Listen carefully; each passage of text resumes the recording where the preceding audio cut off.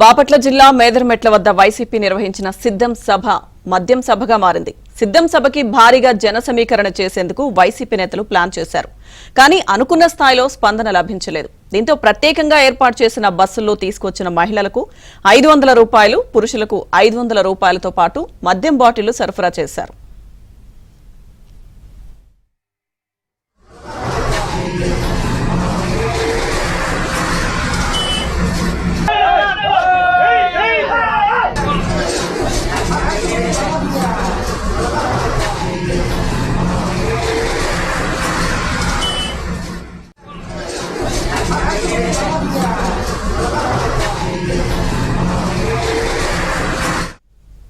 సిద్ధం సభకి వెళ్లిన వైసీపీ కార్యకర్తలు ఆర్టీసీ బస్సుల్లోనే మద్యాన్ని ఏరులై పారించారు. మద్యం తాగుతూ ఆర్టీసీ బస్సుల్లో చిందులు తొక్కారు.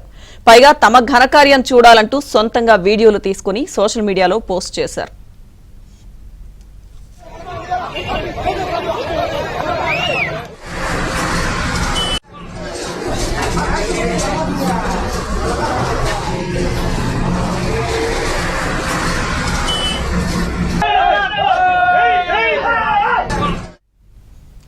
సిద్ధం సభా ప్రాంగణం వద్ద కూడా మద్యం ఏరులై పారింది. మద్యం మత్తు తలకెక్కిన కొంతమంది వైసీపీ కార్యకర్తలు సభా ప్రాంగణంలోనే ఘర్షణకు దిగారు.